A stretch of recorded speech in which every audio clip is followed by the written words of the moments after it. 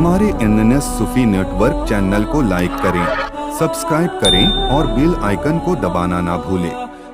नहमदुहु व नुसल्ली अला रसूलिहिल करीम अम्मा बाद फ़अऊज़ु बिल्लाहि मिनश शैतानिर रजीम बिस्मिल्लाहिर रहमानिर रहीम। ऐलान नबूवत के 15वें साल 10 शव्वाल मुकर्रम 2 हिजरी को रब तबारक व तआला ने माह रमज़ानुल मुबारक के रोज़ों को फ़र्ज़ फरमाया और कुरान करीम के अंदर ईमान वालों से ख़िताब फरमाया, या अय्युहल्लज़ीना आमनू कुतिबा अलैकुमुस्सियामु कमा कुतिबा अलल्लज़ीना मिन क़ब्लिकुम लअल्लकुम तत्तक़ून। यानी ए ईमान वालों, तुम पर रोज़े फ़र्ज़ किए गए जिस तरह अगलों पर फ़र्ज़ किए गए थे कि तुम्हें परहेज़गारी अता हो। इस आयत करीमा में रब तबारक व तआला ने मोमिनीन से खुसूसी तौर पर 2 ख़िताब फरमाए। अव्वल जिसमें ये ज़िक्र किया गया कि रोज़े सिर्फ़ तुम पर ही फ़र्ज़ नहीं किए गए बल्कि पिछली उम्मतें जो गुज़री उन पर भी रोज़े फ़र्ज़ थे।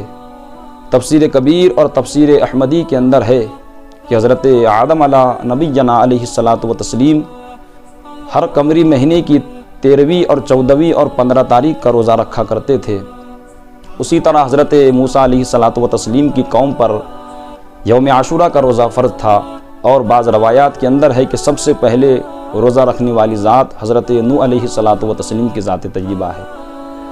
हज़रत आदम से लेकर हज़रत ईसा तक जितनी उम्मतें गुज़री उन सब पर अल्लाह तबारक व तआला ने रोज़ों को फ़र्ज़ किया था।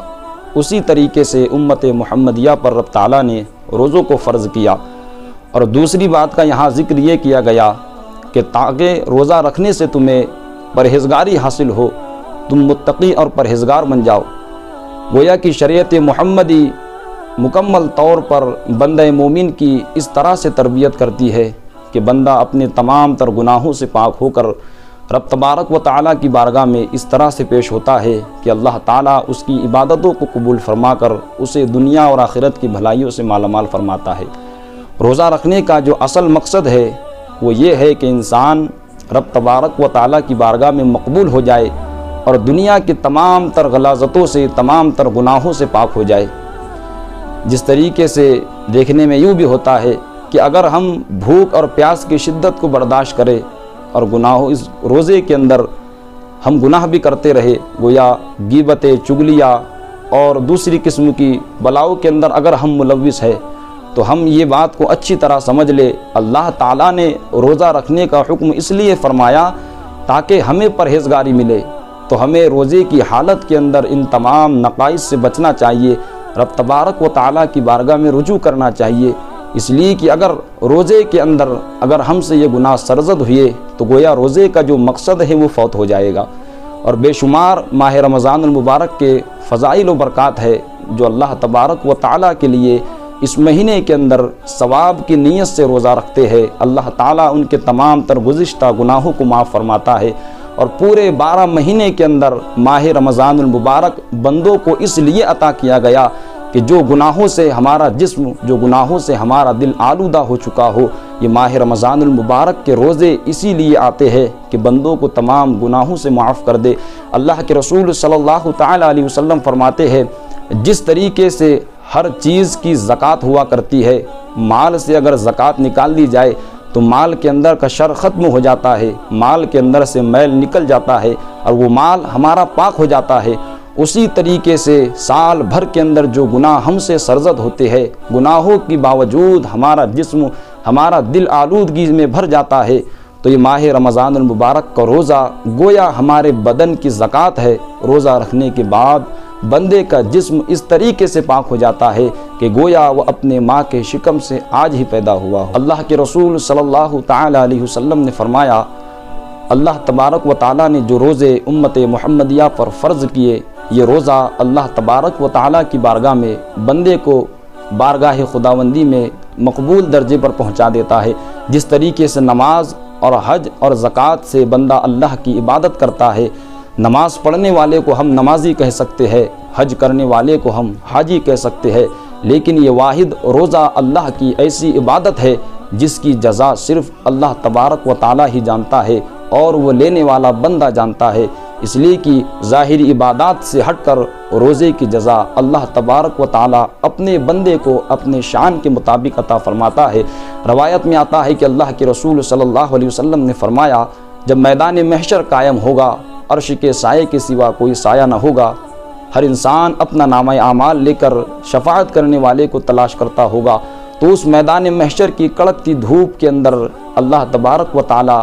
حکم دے گا کہ اے میرے فرشتوں، ایک دسترخوان لگایا جائے اور ان دسترخوان پر عمدہ اور لذیذ پکوان کو رکھا جائے، اور جو لوگوں نے دنیا کے اندر بھوک اور پیاس کی شدت کو برداشت کر کر صرف میرے لیے خلوص کے ساتھ روزہ رکھا ہوگا، ثواب کی نیت سے صرف میرے لیے روزہ رکھا ہوگا، ان کو یہ دسترخوان پر کھانا پیش کیا جائے۔ اور جب وہ روزے دار جو دنیا کے اندر بھوک اور پیاس کی شدت کو برداشت کر کر اللہ کی ذات پر اعتبار کر کر روزہ رکھتے ہیں، میدان محشر کے اندر ان کے سامنے جنت کا دسترخوان رکھا جائے گا، اور جب وہ اس پر سے کھانا نوش کریں گے تو لوگ دیکھ کر رشک کریں گے کہ یہ کون لوگ ہے جس کو اللہ تبارک و تعالیٰ نے جنتی دسترخوان پر کھانا عطا فرمایا ہے؟ تو جواب ملے گا، یہ وہ لوگ ہیں جنہوں نے دنیا کے اندر اللہ رب العالمین کے لیے اپنے جسم کو بھوکا رکھا، اپنے جسم کو کڑکتی دھوپ کے اندر تپایا، اور اللہ کسی کا اجر ضائع نہیں فرماتا جو اللہ کے لیے روزہ رکھتے ہیں، اللہ تعالیٰ میدان محشر میں ان کو اسی طریقے کا اجر عظیم عطا فرماتا ہے۔ روایت میں آتا ہے کہ جو ماہ رمضان المبارک کا ادب و احترام کرتا ہے، اللہ تعالیٰ اس میں ایک نیکی کرنے والے کا ثواب 10 گنا بڑھا دیتا ہے، اور جب کوئی روزے دار نماز کی نیت سے اپنے بستر سے اٹھتا ہے، اپنے بستر سے دوری اختیار کرتا ہے، تو اس وقت ایک فرشتہ آواز دیتا ہے، اے بستر سے اٹھنے والے، اے نماز کی نیت کر کے اللہ کے گھر کی طرف جانے والے، اللہ تجھے جنت کا بستر عطا فرمائے گا۔ اور جب وہ شخص نماز کی غرض سے جب وہ روزے دار اپنے جسم پر کپڑے پہنتا ہے تو اس کے جسم کے کپڑے اس روزدار کے لیے دعا کرتے ہیں کہ اے اللہ، اس نے روزہ رکھا اور روزے کی حالت میں نماز کی غرض سے یہ کپڑے پہن کر باہر نکلا، تو اس کا جو جسم ہے اللہ تعالیٰ اسے جنت کا لباس عطا فرمائے گا۔ اور جب وہ شخص وضو خانے کے پاس وضو کرنے کے لیے جاتا ہے تو ہاتھوں میں لیا ہوا پانی اس کے لیے اللہ کی بارگاہ میں دعا کرتا ہے، مولا تعالیٰ، اس نے حالت روزہ کے اندر نماز کے لیے وضو کیا، اس کے تمام تر گناہوں کو معاف فرما۔ اور جب وہ روزے دار اللہ کے گھر کے اندر مسجد میں نماز کے لیے آتا ہے تو اللہ کا مقدس گھر مسجد اس کے حق میں دعا کرتی ہے کہ مولا تعالیٰ، اس نے اپنے تمام تر خواہشات کو صرف تیرے لیے کچل دیا، اس نے اپنے جسم کو بھوکا اور پیاسا رکھا اور صرف تیرے حکم کے مطابق یہ دن بھر بھوکا رہا اور تیرے گھر کے اندر تیری عبادت کرنے کے لیے چلا آیا، مولا اس کے تمام تر گناہوں کو معاف فرما دے اور اس کی بخشش فرما دے۔ رب تبارک و تعالیٰ فرماتا ہے، اس کے تمام تر گناہوں کو ہم نے اس قدر معاف کر دیا اور اسے انشاءاللہ العزیز میدان محشر میں ہم اس کا اجر عظیم عطا فرمائیں گے۔ حضرت کعب بن عجرہ رضی اللہ تعالی عنہ روایت کرتے ہیں کہ ہم ایک دن مسجد کے اندر تھے، اللہ کے رسول صلی اللہ تعالی علیہ وسلم نے ہم سے کہا کہ آؤ سب ممبر کے قریب جمع ہو جاؤ۔ جیسے ہی ہم ممبر کے قریب پہنچے، اللہ کے رسول صلی اللہ علیہ وسلم نے اپنا ایک قدم ممبر کے اوپر رکھا اور بلند آواز سے آمین کہا، پھر دوسرا قدم ممبر شریف کے دوسرے زنے پر رکھا، پھر بلند آواز سے آمین کہا، اور تیسرا قدم ممبر شریف کے زنے پر رکھا، پھر بلند آواز سے آمین کہا۔ بعد میں جب آپ نیچے آئے تو ہم نے آقا کے علیہ السلام کی بارگاہ میں عرض کیا، اے اللہ کے رسول، آپ ابھی تک ہم نے ایسا ماجرا نہیں دیکھا کہ آپ نے ممبر شریف پر قدم رکھا اور آمین کہا۔ اللہ کے رسول صلی اللہ علیہ وسلم نے فرمایا، جس وقت میں نے ممبر کے پہلے زنے پر قدم رکھا تو جبرائیل میرے پاس آئے اور انہوں نے کہا کہ ہلاک ہو جائے وہ شخص جس کو ماہ رمضان المبارک جیسا مقدس مہینہ اللہ تبارک و تعالیٰ نے عطا کیا اور وہ اس کا ادب و احترام نہ کر سکے۔ جب میں نے دوسرا قدم دوسرے زنے پر رکھا تو جبرائیل نے کہا، ہلاک و برباد ہو جائے وہ شخص جس کے پاس آپ کا ذکر کیا جائے اور وہ آپ کی تعریف و توصیف نہ کرے۔ جب تیسرا قدم میں نے زنے پر رکھا تو جبرائیل نے کہا، ہلاک ہو جائے وہ شخص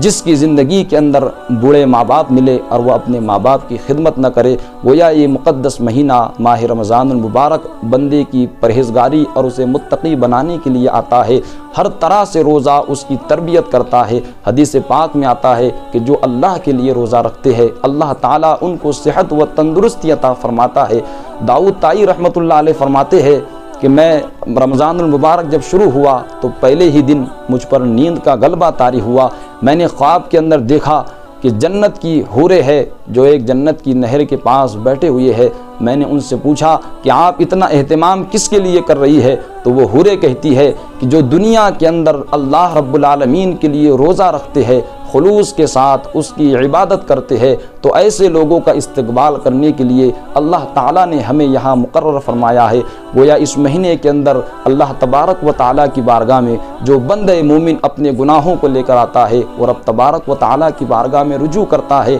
اللہ ایسے گناہ گاروں کی بے حساب مغفرت فرماتا ہے۔ یہ وہ مقدس مہینہ ہے۔ روایت میں آتا ہے کہ جو لوگ 11 مہینے میں نمازیں نہیں پڑھتے تھے، ایک شخص ایسا بھی تھا جو 11 مہینے کبھی اللہ کے گھر میں نہیں آیا کرتا تھا، لیکن جیسے ہی ماہ رمضان المبارک کا چاند نظر آتا تو وہ اللہ کے گھر میں آتا۔ کسی نے اس سے پوچھا کہ 11 مہینے تو عبادت نہیں کرتا، لیکن جیسے ماہ رمضان آتا ہے تو اچھے اور خوبصورت اور خوشبودار کپڑے پہن کر اللہ کے گھر میں آ جاتا ہے۔ وہ شخص کہتا ہے 11 مہینوں کے اندر تو میرا جسم گناہوں سے آلود ہو جاتا ہے، بس یہ ایک مہینہ ماہ رمضان المبارک کا، اس مہینے کے اندر میں اللہ کی بارگاہ میں توبہ و استغفار کرتا ہوں۔ مجھے امید ہے کہ وہ خالق کائنات میرے گناہوں کو معاف فرما کر مجھے بخشش کا پروانہ عطا فرمائے گا۔ جب اس شخص کا انتقال ہوا تو کسی نے اس سے خواب میں پوچھا کہ تجھے جنت کیسے عطا کی گئی؟ تو وہ شخص کہتا ہے بس یہی ماہ رمضان المبارک کی برکت سے اللہ تعالیٰ نے میرے گناہوں کو معاف فرما دیا اور مجھے جنت عطا فرما دی۔ گویا رب تبارک و تعالیٰ اپنے گناہگار بندوں کی اس مہینے کے اندر بے حساب مغفرت فرماتا ہے۔ رب تبارک و تعالیٰ کی بارگاہ میں دعا ہے کہ مولا تعالیٰ سبھی کو ماہ رمضان المبارک کے فیوز و برکات سے مالا مال فرمائے اور سبھی کے ماہ رمضان المبارک کے روزوں کو اپنی بارگاہ میں شرف قبولیت عطا فرمائے۔